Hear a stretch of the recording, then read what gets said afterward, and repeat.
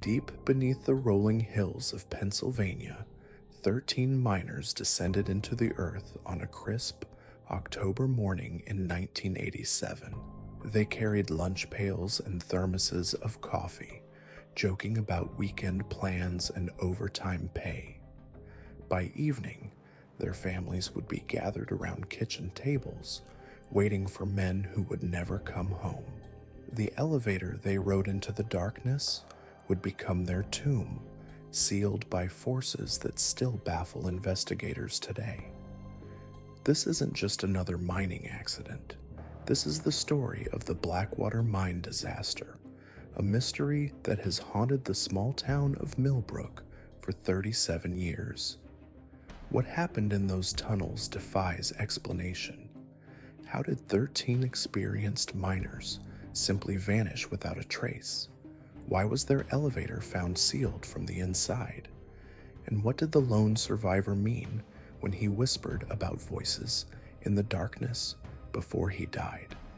The morning of October 15th, 1987, started like any other at the Blackwater mine. The sky was overcast, typical for autumn in Pennsylvania coal country. The mine had been operational for 43 years, carved deep into the hillside where generations of families had made their living pulling coal from the earth. It was dangerous work, but it was honest work, and the men who did it took pride in their craft. Millbrook was the kind of town where everyone knew everyone else's business. Population 2,847, one main street, 2 churches, and the mine that kept the lights on in every home. The Blackwater mine employed over 200 men, making it the largest employer in 3 counties.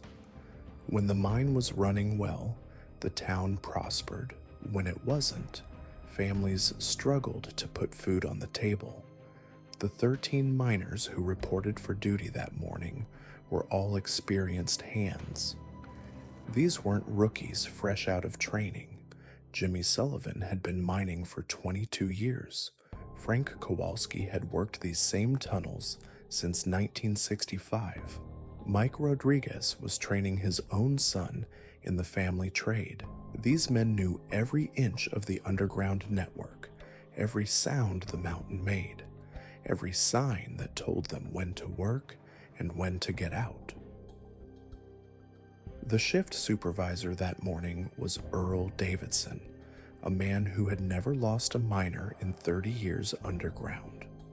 He conducted the morning safety briefing with his usual thoroughness, checking equipment, reviewing the day's assignments, and making sure every man understood his responsibilities. The mine had gone 847 days without a serious accident, a record that Davidson was determined to protect. At exactly 7:15 a.m., the 13 miners crowded into the main elevator cage. The ancient lift had been installed in 1944 and serviced regularly, though it showed its age with every grinding descent. The cage was designed to hold 12 men comfortably, but 13 wasn't unusual during busy periods. The men joked about the tight quarters as the elevator operator, Tom Brennan, prepared to lower them into the earth. The elevator descended through 600 feet of solid rock, passing through geological layers that told the story of Pennsylvania's ancient past. The shaft walls were lined with timber and steel, reinforced over the decades to prevent cave-ins. Emergency phones were positioned every 100 feet, connected to the surface by cables that had been tested just the week before. Everything was routine, everything was normal, everything was about to change forever. At 7:18 a.m., the elevator reached level 6, the deepest working level of the mine. The massive steel doors opened with their familiar clang, and the 13 miners stepped out into the tunnel that would become their final workplace. Tom Brennan watched them disappear into the darkness, their helmet lights bobbing like fireflies in the underground gloom. it was the last time anyone would see them alive. The miners split into 3 groups according to their assignments. Jimmy Sullivan's crew headed east toward the new coal face they had been developing for 2 weeks. Frank Kowalski's team went west to continue extraction in a tunnel that had been producing steadily for months.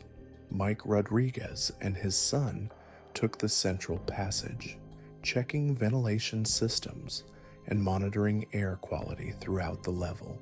Above ground, the mine operated with clockwork precision. Coal cars rolled up from the depths every 20 minutes, loaded with the black gold that powered America's industrial heartland. The surface crews sorted and processed the coal, preparing it for shipment to steel mills and power plants across the region.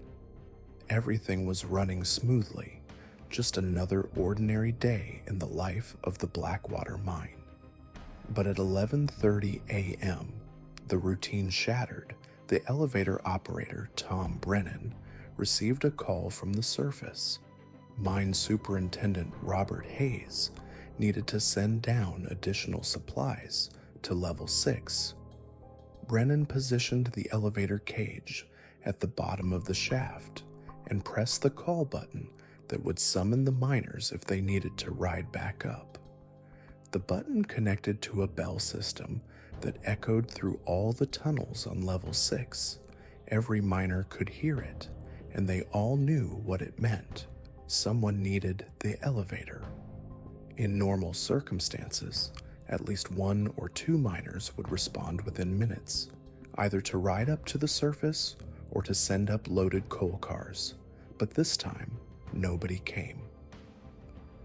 Brennan waited 5 minutes, then rang the bell again. The sound echoed through the tunnels, bouncing off stone walls and disappearing into the darkness. Still no response. He tried the emergency telephone system, calling the phones positioned throughout level 6. Each call went unanswered, the ringing echoing in empty tunnels. Growing concerned, Brennan radioed the surface. Superintendent Hayes immediately dispatched a rescue team to investigate. 3 experienced miners descended to level 6, their powerful lights cutting through the underground darkness. What they found in those tunnels would haunt them for the rest of their lives. The tunnels were empty, not just empty of miners, but empty of everything. The coal cars that should have been filled and ready for transport were gone. The tools and equipment that the miners had carried down that morning had vanished. Even the lunch pails and thermoses that the men had set aside while working were nowhere to be found. The rescue team searched every tunnel, every chamber, every possible hiding place on level 6. They called out names, their voices echoing back from the stone walls. They checked for signs of cave-ins, gas leaks, or any other emergency that might have forced the miners to evacuate. They found nothing. 13 men had simply vanished without a trace. But the most disturbing discovery was yet to come. When the rescue team returned to the elevator shaft, they found something that defied all explanation. The elevator cage was sealed shut from the inside, not locked, not jammed, not damaged by falling rock, sealed, as if someone had welded the steel doors closed from within the cage itself. The rescue team pounded on the sealed doors, shouting for anyone who might be trapped inside. They could hear their own voices echoing in the confined space, but no human sounds came back. Using cutting torches, they worked for 3 hours to break through the sealed metal. When they finally forced the doors open, they found the elevator cage empty except for one thing. On the floor of the cage, scratched into the steel with what appeared to be a mining tool, was a message. The voices called us down, tell our families we're sorry. The handwriting was identified as belonging to Earl Davidson, the shift supervisor, but Davidson was nowhere to be found, along with his 12 fellow miners. The elevator cage showed no signs of struggle, no blood, no torn clothing, just the message scratched into the floor and a silence that seemed to press against the rescue team's eardrums. Emergency protocols were immediately activated. The State Mine Safety Bureau was notified, and investigators arrived within hours. The FBI was called in when it became clear that this was no ordinary mining accident. Search teams with specialized equipment combed every inch of level 6, then expanded their search to all 5 levels above it. The investigation revealed disturbing inconsistencies.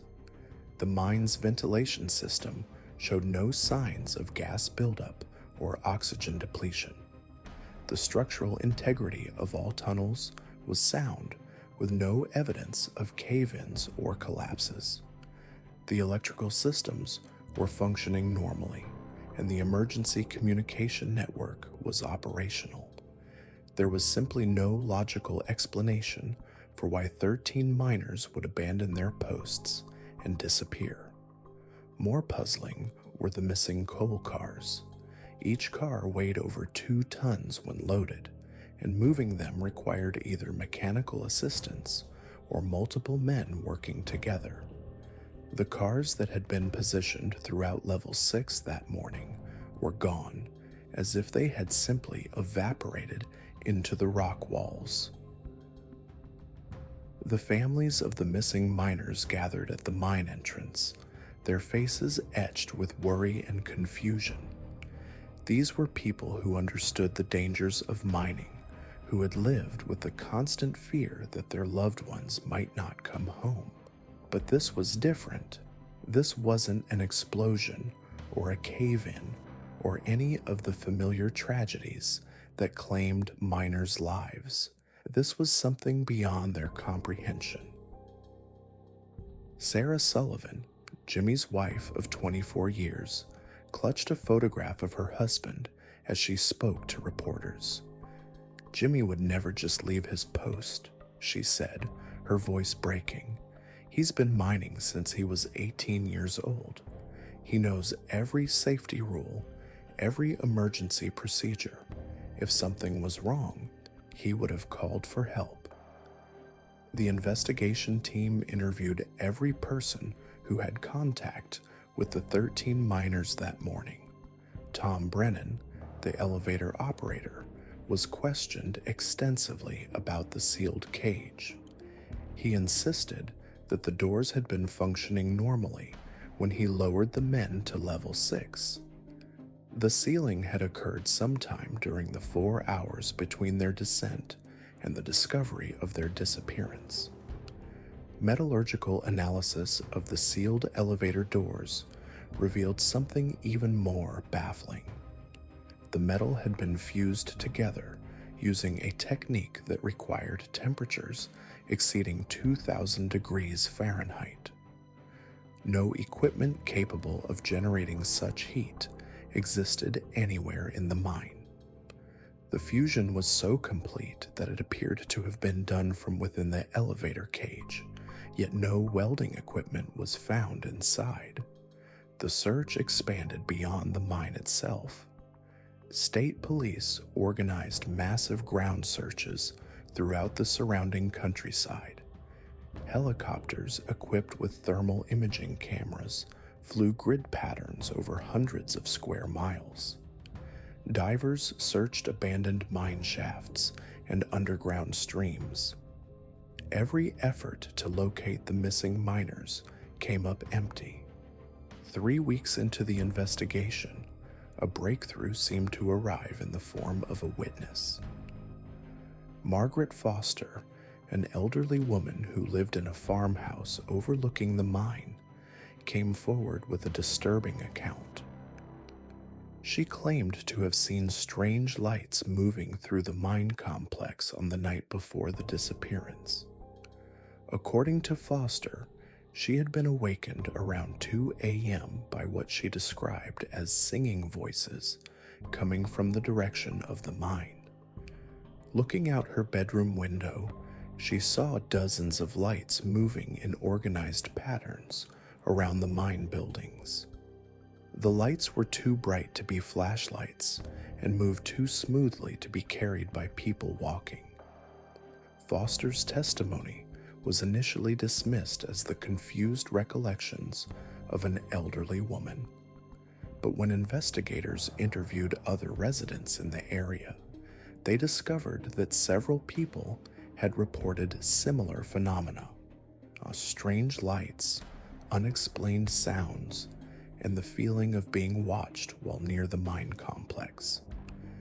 The investigation took an even stranger turn when researchers discovered the mine's hidden history.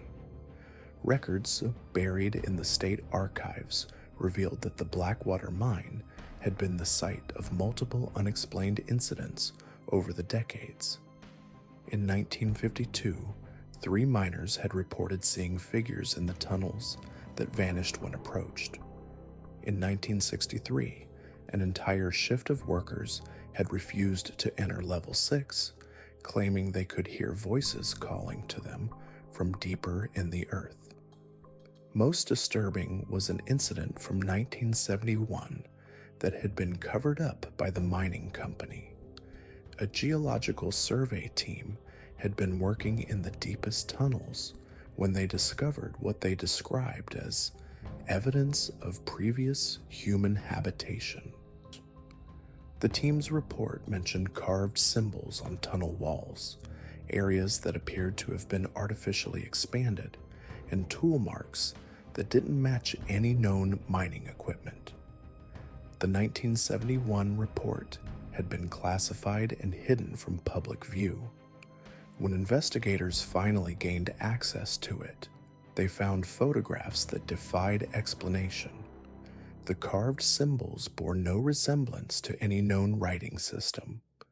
The tool marks in the stone appeared to have been made by implements far more advanced than the mining equipment of the 1940s when the tunnels were first dug. But the most chilling discovery was a detailed map found among the survey team's papers. The map showed tunnel networks that extended far beyond the official mine layout. According to the survey, there were passages leading deeper into the earth than any mining operation had ever attempted to reach. These passages were marked with symbols that the survey team couldn't interpret. Armed with this new information, investigators returned to Level 6 with ground-penetrating radar and seismic equipment. What they found changed everything about the case. Hidden behind what appeared to be solid rock walls were hollow spaces, tunnels that connected to the official mine network but weren't shown on any engineering drawings. The discovery of these hidden passages raised terrifying questions. Had the 13 miners somehow found their way into these unmapped tunnels? Were they still alive, trapped in underground chambers that no rescue team had ever explored? Or had they encountered something in those hidden depths that explained their mysterious disappearance?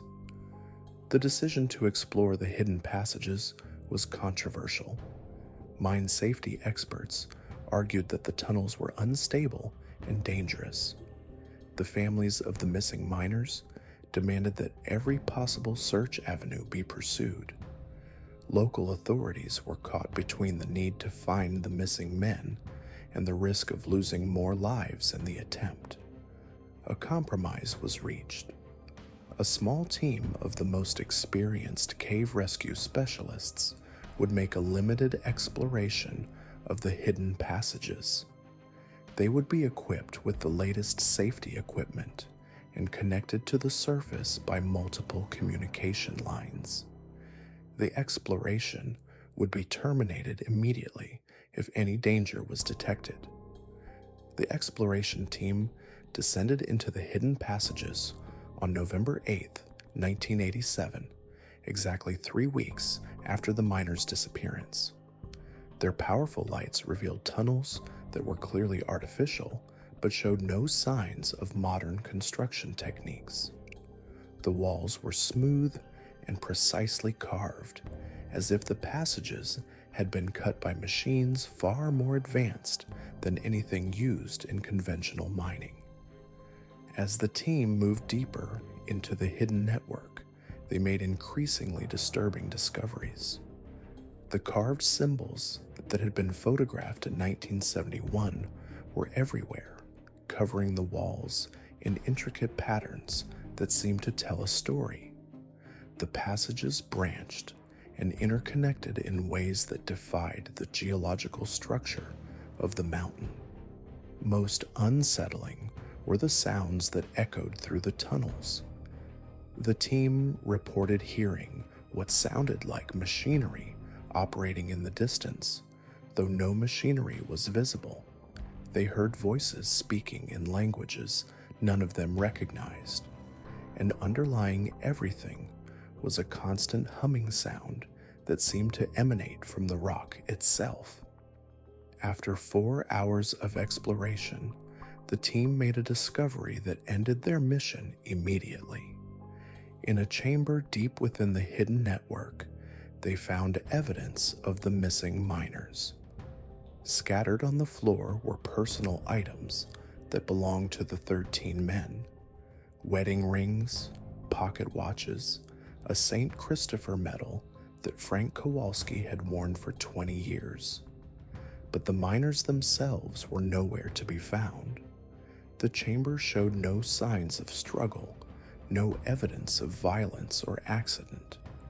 The personal items were arranged in neat piles, as if they had been carefully placed there by someone who wanted them to be found.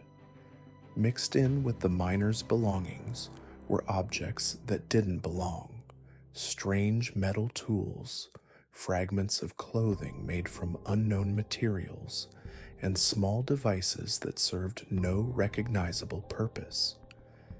The exploration team retreated immediately, bringing the discovered items to the surface for analysis. The personal belongings were authenticated by the miners' families, confirming that the 13 men had indeed been in the hidden chamber. But the other objects raised more questions than they answered. The strange metal tools were composed of alloys that didn't match any known industrial processes. The fabric fragments were woven from fibers that couldn't be identified by textile experts. The small devices contained components that appeared to be electronic but operated on principles that current technology couldn't explain. As news of the discovery spread, the Blackwater mine case attracted attention from unexpected sources. Government agencies that normally had no interest in mining accidents began requesting access to the evidence. Military personnel appeared at the mine site, though their purpose was never officially explained. Scientists from universities and research institutions arrived to study the artifacts, though their findings were never made public. The families of the missing miners found themselves caught in the middle of a situation that had grown far beyond their understanding. What had begun as a search for their loved ones had become something else entirely. Government officials assured them that the investigation was continuing, but information became increasingly difficult to obtain. 6 months after the disappearance, the official investigation was quietly closed. The final report, classified and sealed from public view, concluded that the 13 miners had died in an industrial accident of undetermined cause. The families were offered compensation packages in exchange for their agreement not to discuss the case publicly, but the story didn't end there. Over the following years, Other incidents occurred at the Blackwater mine that suggested the mystery was far from solved.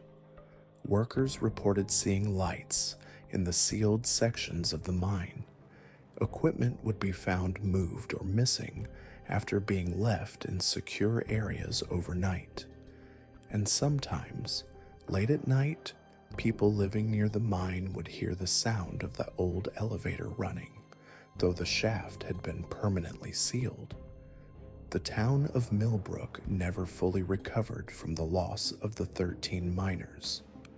The mine eventually closed, unable to operate profitably with the constant fear and suspicion that surrounded it. Families moved away, seeking work in other communities where the ground didn't hold such terrible secrets.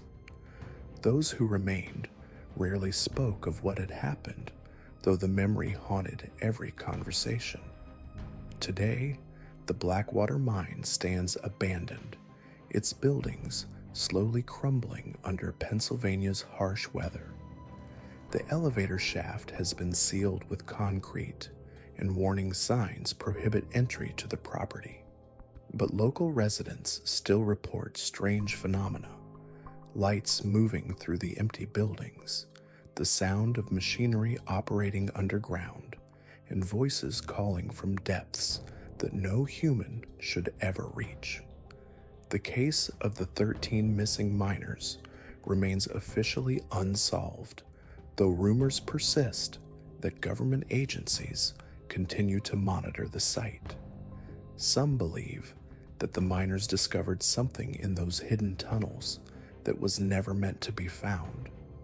Others think they encountered evidence of activities that powerful interests wanted to keep secret. The official investigation into the Blackwater mine disaster remained stalled for months, but underground whispers told a different story. Local residents reported strange phenomena near the sealed mine entrance throughout 1988 and beyond. Dogs refused to approach the area, their hackles raised and whimpering at some invisible threat. Electronic equipment malfunctioned within a quarter-mile radius of the mine. Most disturbing of all, several witnesses claimed to hear voices echoing from deep within the earth, speaking in languages that sounded both ancient and utterly alien. Margaret Thornton, a geologist from Penn State University, arrived in Blackwater in March 1988 to conduct her own investigation. Unlike the official teams, she approached the mystery with an open mind and cutting-edge equipment. Her ground-penetrating radar revealed anomalies that defied conventional explanation. The tunnel system extended far deeper than any mining operation should have reached, with chambers that appeared to be perfectly geometric in shape.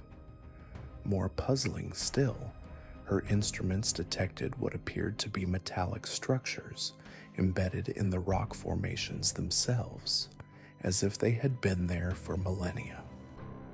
Dr. Thornton's most significant discovery came 3 weeks into her investigation. Deep beneath the mine, her sonar equipment detected a massive void, larger than any natural cave formation in the region. The space appeared to be artificially created, with walls that showed signs of advanced construction techniques. When she attempted to map this underground chamber, her equipment registered readings that seemed impossible. The space was not empty. Something was moving down there, something large enough to create distinct echoes on her sonar display. The breakthrough came when Dr. Thornton discovered that the strange electromagnetic disturbances near the mine followed a distinct pattern. The interference occurred in precise intervals, lasting exactly 7 minutes and 43 seconds every hour. This wasn't random equipment failure or natural electromagnetic activity. It was a signal deliberately generated and broadcast from somewhere deep within the earth.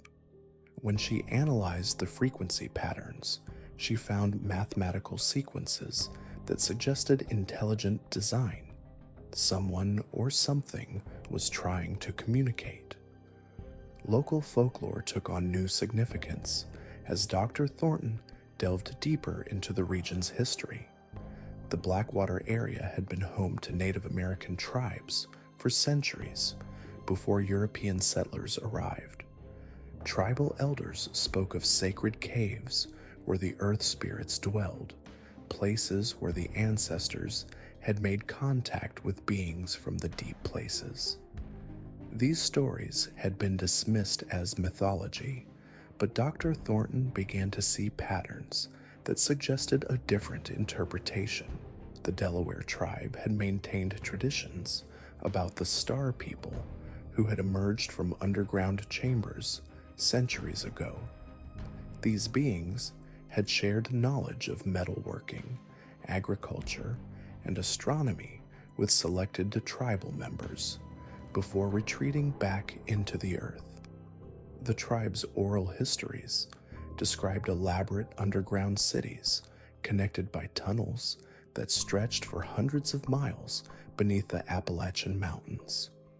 Most intriguingly, the stories spoke of guardians who protected these ancient spaces from those who would disturb their sacred purpose. Dr. Thornton's investigation took a dramatic turn when she discovered that the 13 missing miners had not been the first to disappear in the Blackwater area. Historical records revealed a pattern of unexplained vanishings dating back to the 1800s. In 1847, a surveying team of 6 men had disappeared while mapping the area for railroad development. Their equipment was found scattered across the mountainside, but the men themselves were never seen again. In 1923, a group of coal prospectors had vanished under similar circumstances. Each incident involved experienced outdoorsmen who simply disappeared without leaving any trace of their fate. The connection between these historical disappearances and the current mystery became clear when Dr. Thornton analyzed the timeline. Each incident had occurred during periods of increased underground activity. Seismic readings from the Pennsylvania Geological Survey showed unusual tremors in the area during the months preceding each disappearance. The pattern suggested that something deep beneath the mountains was becoming active, drawing attention from the surface world and responding to that attention in ways that proved deadly for those who ventured too close. Dr. Thornton's research revealed that the Blackwater mine had been deliberately constructed over one of these ancient underground sites. The mining company's geological surveys from the 1950s showed clear evidence of pre-existing tunnels and chambers, but this information had been suppressed in the official records. The mine's original purpose had not been coal extraction, but exploration of these mysterious underground spaces. The coal mining operation had been a cover story designed to provide legitimate access to areas that had been off limits for generations. The government's involvement in the cover-up became apparent when Dr. Thornton attempted to publish her findings. Her research grant was suddenly terminated, her equipment was confiscated, and she was warned that her investigation posed a threat to national security. Federal agents visited her university office, removing files and computers that contained her data. The message was clear: some secrets were too dangerous to reveal to the public. Despite the official suppression, Dr. Thornton managed to preserve copies of her most important discoveries. Her final report, circulated secretly among a small group of researchers, painted a picture of an underground civilization that had existed beneath the Appalachian Mountains for thousands of years. These beings had developed technology that surpassed human understanding, but they had remained hidden from the surface world, emerging only when their territory was threatened by human intrusion. The 13 missing miners, according to Dr. Thornton's theory, had not been killed but had been taken to prevent them from revealing the existence of this hidden civilization. The sealed elevator, the missing equipment, and the cryptic message were all part of an elaborate effort to make their disappearance appear supernatural rather than the result of contact with an advanced underground society. The truth was more disturbing than any ghost story. Humanity was not alone on Earth, and we had been unknowingly sharing our planet with another intelligent species for millennia. Evidence supporting this theory emerged from unexpected sources. Former military personnel came forward with stories of classified operations in underground facilities throughout the Appalachian region. These installations, officially designated as emergency command centers, were actually research facilities studying artifacts recovered from ancient underground sites. The technology found in these locations was so advanced that it had contributed to major breakthroughs in electronics, materials science, and energy production, though the true source of these innovations was never publicly acknowledged. The Blackwater incident had been a catastrophic failure of the careful balance that had existed between surface and underground civilizations. For decades, a secret agreement had allowed limited human access to certain underground areas in exchange for guarantees that the existence of the hidden civilization would remain classified. The mining operation had violated this agreement, penetrating too deeply into sacred spaces and triggering a protective response from the underground guardians. Local residents began reporting new phenomena as Dr. Thornton's investigation continued. Hikers in the mountains surrounding Blackwater described encounters with figures that seemed human but moved with unnatural grace and speed. These beings wore clothing that appeared to be made from materials that shifted and changed color depending on the light. Most disturbing were their eyes, which reflected light like those of nocturnal animals and seemed to glow with an inner luminescence. The underground civilization's technology became more apparent as witnesses described encounters with devices that defied conventional understanding. Vehicles that moved without wheels or visible propulsion systems were spotted emerging from hidden cave entrances. These craft moved silently through the forest, hovering above the ground and leaving no trace of their passage. When approached, they would disappear into the earth as if the solid rock had suddenly become permeable. Dr. Thornton's final transmission, recorded on a hidden device before her official disappearance, revealed the full scope of what she had discovered. The underground civilization was not a single society, but a network of interconnected communities that stretched across the entire North American continent. They had developed sustainable technology that allowed them to thrive without depleting natural resources, and they had been observing human civilization for centuries, occasionally intervening to prevent ecological disasters or technological catastrophes.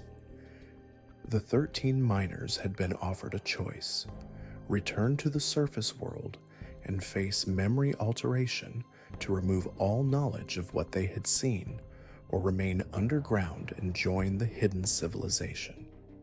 According to Dr. Thornton's sources, some had chosen to stay, becoming ambassadors between the two worlds. Others had returned to their families, but with carefully constructed false memories of their time underground. The sealed elevator and missing equipment were evidence of advanced technology that could manipulate matter at the molecular level. The cover-up extended to the highest levels of government, involving agencies that the public had never heard of. The Department of Subterranean Affairs, established in 1952, was responsible for managing contact with underground civilizations while maintaining absolute secrecy about their existence. The Blackwater incident had been a serious breach of protocol, requiring immediate containment and the elimination of all evidence that might lead to public discovery of the truth. Dr. Thornton's research suggested that the underground civilization had been preparing for eventual contact with the surface world, but the timeline had been accelerated by human encroachment into their territory. The disappearance of the 13 miners was not an isolated incident, but part of a larger pattern of contact that was occurring worldwide. Similar disappearances had been reported in cave systems in Mexico, underground facilities in Russia, and deep mining operations in Australia. The implications of Dr. Thornton's discoveries were staggering. If her theories were correct, human civilization had developed under the watchful eye of an older, more advanced species that had chosen to remain hidden. The technological advances of the 20th century, from computers to space travel, might have been guided by selective sharing of knowledge from these underground civilizations. The question was no longer whether we were alone in the universe, but whether we had ever truly been alone on our own planet. The Blackwater mine remained sealed, its entrance guarded by federal agents who were officially monitoring environmental hazards. Local residents learned to avoid the area, understanding that some mysteries were too dangerous to investigate. The families of the missing miners received generous compensation packages in exchange for their silence, and the official story of a mining accident was gradually accepted by the wider public. But the truth had a way of surfacing, despite the best efforts of those who sought to bury it. Dr. Thornton's research, though suppressed, had been copied and distributed among a network of researchers and journalists who refused to let the story die. The evidence was fragmentary and often contradictory, but the pattern was clear. Something extraordinary had happened in the Blackwater mine, something that challenged our understanding of human history and our place in the world. The 13 miners had become unwitting ambassadors to a civilization that existed parallel to our own in the deep places beneath the earth where ancient technologies and older wisdom had been preserved for thousands of years. Their disappearance marked the beginning of a new chapter in human history, one in which the boundaries between myth and reality, between the known and unknown, had become irreversibly blurred. Years later, strange reports continued to emerge from the Blackwater region. Hikers spoke of hearing machinery operating deep underground, of seeing lights moving through the forest at night, and of encountering figures that seemed to exist at the boundary between human and something else entirely. The mine itself had become a pilgrimage site for those who sought answers to questions that official science refused to acknowledge. The case of the Blackwater mine stands as a reminder that our world contains mysteries that may be too profound for public comprehension. The 13 miners who vanished in 1987 had stumbled into a reality that existed beyond the edges of human knowledge, a reality that powerful forces were determined to keep hidden. Their story, though officially closed, continues to inspire those who believe that truth, no matter how extraordinary, deserves to be told. The government conspiracy was deeper than anyone had imagined. While officials publicly announced the case was closed, classified documents revealed that the Blackwater mine incident was just one piece of a much larger puzzle involving underground civilizations and their interaction with surface dwellers. In the months following the sealing of the mine, strange reports began filtering in from across Pennsylvania and neighboring states. Mining operations in West Virginia reported unexplained equipment failures and workers describing voices echoing from sealed shafts. Construction crews in Ohio discovered ancient tunnels that appeared on no geological surveys. Each incident followed a familiar pattern: initial discovery, rapid government response, and subsequent media blackout. Dr. Sarah Chen, the geologist who had originally analyzed the Blackwater formations, found herself transferred to a classified research facility in Nevada. Her official assignment involved studying underground water systems, but her real work focused on mapping what government scientists called the Deep Network. This vast system of interconnected tunnels, caverns, and settlements extended far beyond what anyone had previously understood about subterranean America.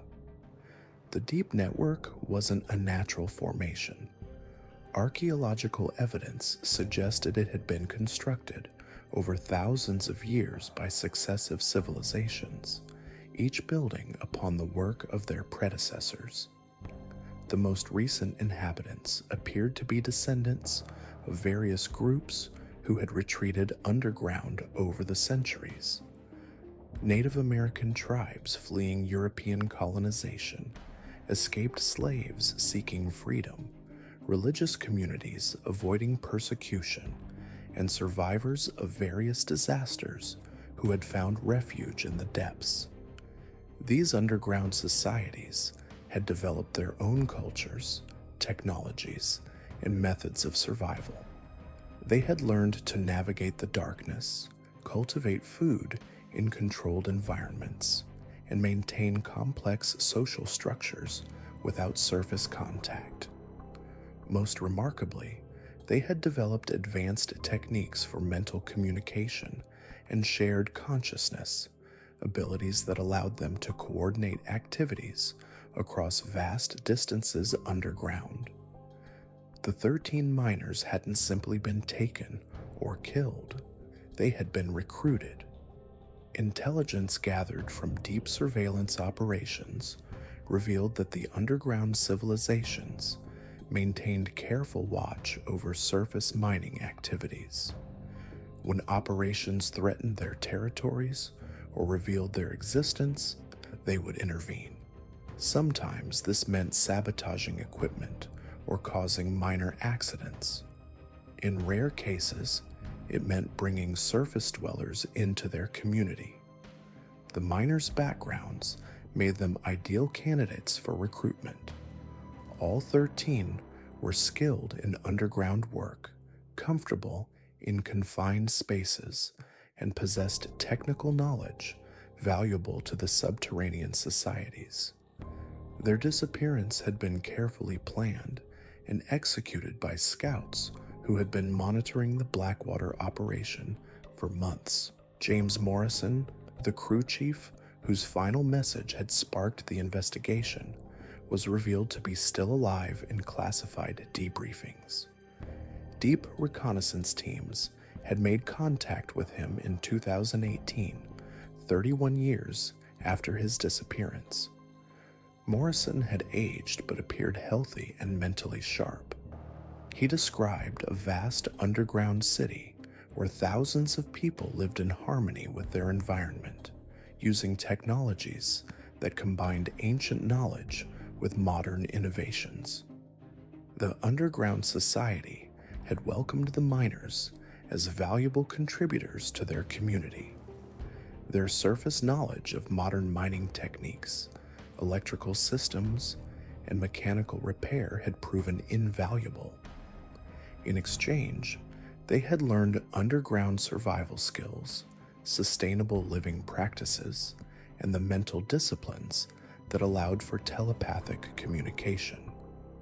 Morrison's account revealed that the underground civilization operated on principles fundamentally different from surface society. Private property didn't exist in the traditional sense. Resources were shared based on need and contribution. Leadership was consensus-based, with decisions made through extended mental communication sessions that allowed for true democratic participation. The technology they had developed was both primitive and advanced. Azteca, they had mastered geothermal energy, underground agriculture, and water purification systems that surpassed anything available on the surface. Their understanding of geology and structural engineering allowed them to create stable living spaces in conditions that would challenge modern architects. But the most remarkable aspect of their society was their approach to time and mortality. The underground dwellers had developed life extension techniques that allowed them to live for centuries. The oldest members of their community claimed to have been alive during the Civil War, carrying first-hand memories of surface events from over a century ago. This extended lifespan had allowed them to accumulate knowledge and wisdom that surpassed surface understanding in many areas. They had witnessed the rise and fall of surface civilizations, the development of modern technology, and the gradual degradation of the surface environment. Their perspective on human history was both broader and more detailed than anything available to surface scholars. The government's response to discovering this underground civilization was complex and conflicted. Military officials saw potential threats and wanted to establish control over the deep network. Scientists were fascinated by the technological and social innovations they had discovered. Politicians worried about the implications of revealing the existence of a parallel society that had been living beneath America for generations. A classified task force was established to manage ongoing contact with the underground civilizations. This group, known internally as the Depth Committee, included representatives from multiple government agencies, military branches, and scientific institutions. Their mission was to establish diplomatic relations while maintaining absolute secrecy about the underground society's existence. The miners who had disappeared at Blackwater became unofficial ambassadors in this delicate relationship. Their surface knowledge and underground acceptance made them valuable intermediaries. They helped translate between the two societies, explaining surface concerns to underground leaders and communicating underground perspectives to government officials. Trade relationships began developing between the surface and underground communities. The underground societies provided rare minerals, advanced water purification techniques, and consultation on deep construction projects. In exchange, they received modern medical supplies, electronic components, and information about surface developments that might affect their territories. These exchanges were carefully managed to prevent exposure of the underground civilizations to the general public. Shipments were disguised as routine mining or construction activities. Personnel involved in the exchanges were required to sign extensive confidentiality agreements and undergo regular psychological evaluations to ensure they could maintain secrecy. The impact on families of the missing minors was deliberately obscured. Government counselors worked with families to help them accept their loved ones' disappearances while providing subtle hints that the minors might still be alive. Some families were recruited into the secrecy program, receiving classified briefings about their relatives' actual fate in exchange for their silence. Mary Morrison, James's wife, became one of the most vocal advocates for transparency about the underground civilizations. Her security clearance allowed her to communicate with her husband through carefully monitored channels. She argued that the public had a right to know about the alternative societies that existed beneath their feet. The underground civilizations themselves were divided about increased contact with the surface world. Older members, who remembered the violence and environmental destruction of surface society, were skeptical about deeper engagement.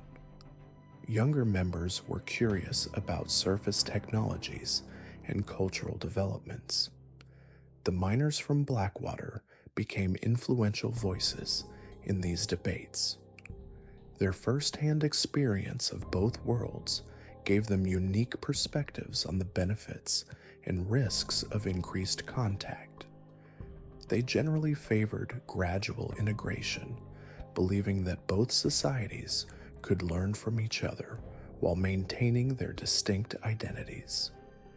Environmental concerns played a significant role in the underground society's willingness to engage with surface authorities. Climate change, industrial pollution, and resource depletion were affecting underground territories. The subterranean communities possessed knowledge and technologies that could help address these challenges, but they were reluctant to share this information without guarantees about how it would be used. The Depth Committee worked to address these concerns through carefully negotiated agreements. Environmental protection clauses were included in all exchanges between surface and underground societies. Mining operations that threatened underground territories were quietly canceled or redirected. Conservation programs were established to protect areas that served as access points to the deep network. Scientific collaboration became one of the most productive aspects of surface-underground relations. Underground societies had developed sustainable technologies that could revolutionize surface industries. Their understanding of geological processes, renewable energy systems, and closed-loop agriculture offered solutions to many contemporary challenges. Joint research projects were established at secret facilities where surface and underground scientists worked together. These collaborations produced breakthrough technologies in areas ranging from clean energy to medical treatments. However, the classified nature of these projects meant that their benefits couldn't be shared with the broader scientific community. The psychological impact on individuals involved in these programs was significant. Surface personnel who learned about the underground civilizations often experienced profound shifts in their worldview. The knowledge that alternative societies had existed for centuries beneath their feet challenged fundamental assumptions about human history and social organization. Support systems were established to help people process these revelations. Specialized counselors, many of whom had undergone similar experiences, provided guidance to new program participants. Regular group sessions allowed people to share their experiences and develop coping strategies for maintaining secrecy while processing extraordinary information. The miners' families struggled with the complex emotions surrounding their loved one's fate. While they were grateful to learn that their relatives were alive and well, they grieved the loss of traditional family relationships. Limited communication opportunities and the inability to visit or reunite created ongoing emotional challenges. Some families chose to relocate to areas near underground access points, hoping to maintain closer connections with their missing relatives. These communities developed their own support networks and informal communication systems. They became advocates for policy changes that might allow for more open relationships between surface and underground societies. The economic implications of the underground civilization's existence were staggering. Their advanced technologies and sustainable practices could revolutionize multiple industries. However, integrating these innovations into surface markets without revealing their source required careful planning and extensive cover stories. Shell companies were established to commercialize underground technologies. These firms claimed to have developed their innovations through conventional research and development. Patent applications were filed under false names, and funding sources were disguised through complex financial arrangements. The underground societies received compensation for their technological contributions through carefully structured agreements. Resources were provided in forms that wouldn't disrupt their traditional economic systems. Medical supplies, scientific equipment, and selected surface technologies were exchanged for underground innovations. Educational programs were developed to help underground dwellers understand surface society, and surface personnel learn about underground cultures. These programs were conducted at secure facilities where participants could interact safely. Language training, cultural orientation, and technical education were provided to facilitate better communication between the two societies. The miners from Blackwater became instructors in these programs, sharing their unique experiences of transitioning between worlds. Their insights into both surface and underground perspectives made them valuable teachers for new program participants. Religious and philosophical exchanges became an unexpected aspect of surface-underground relations. The underground societies had developed spiritual practices that emphasized harmony with natural systems and collective decision-making. These beliefs offered alternative approaches to many contemporary challenges facing surface society. Some surface religious leaders were quietly briefed about the underground civilizations and began incorporating their philosophical insights into their teachings. This created subtle shifts in religious thought that influenced broader cultural attitudes toward environmental stewardship and social cooperation. The long-term implications of the surface-underground relationship remained uncertain. Government officials continued to debate whether public disclosure was inevitable or desirable. The growing number of people involved in secrecy programs made maintaining confidentiality increasingly difficult. The underground societies prepared for the possibility of eventual public exposure. They developed contingency plans for managing surface contact if their existence became widely known. These plans included strategies for protecting their territories, maintaining their cultural integrity, and managing potential conflicts with surface authorities. The miners who had disappeared at Blackwater continued to serve as bridges between the two worlds. Their sacrifice had inadvertently created opportunities for cooperation and understanding that might never have existed otherwise. Their story became a symbol of the potential for human adaptation and the possibility of finding common ground between radically different societies. As the years passed, the relationship between surface and underground civilizations evolved into a complex partnership. Both societies benefited from the exchange of knowledge and resources, but the fundamental challenge of maintaining secrecy while building trust remained an ongoing concern.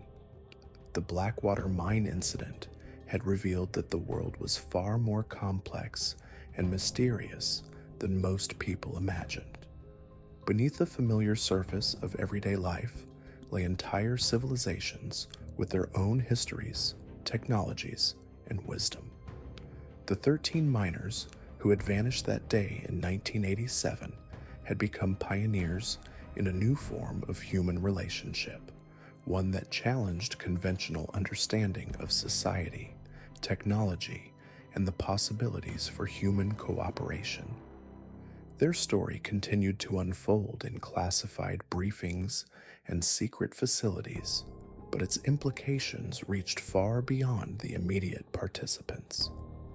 The knowledge that alternative forms of human organization existed and thrived offered hope for addressing the challenges facing surface society. The underground civilization's success in creating sustainable, harmonious communities provided models for potential solutions to environmental and social problems. The mystery of the 13 missing miners had been solved, but it had revealed an even greater mystery: the existence of a hidden world that had been developing alongside surface civilization for centuries. This discovery challenged everything people thought they knew about human history, social organization, and the potential for alternative ways of living. The sealed elevator at Blackwater Mine had been more than just evidence of a mining accident. It had been a doorway to understanding that human civilization was far more diverse and complex than anyone had imagined. The miners' disappearance had led to discoveries that would influence policy, science, and philosophy for generations to come. The case of the 13 miners who vanished in 1987 remains one of the most chilling, unsolved mysteries in industrial history. While their sealed elevator was finally discovered after 37 years, the questions surrounding their disappearance continue to haunt investigators and the families left behind.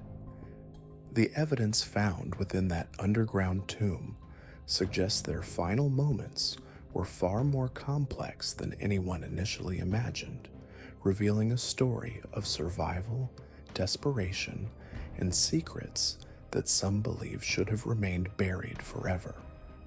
Though we may never know the complete truth about what happened in those dark tunnels, the discovery of that elevator serves as a stark reminder that some mysteries take decades to surface, and even then, they leave us with more questions than answers.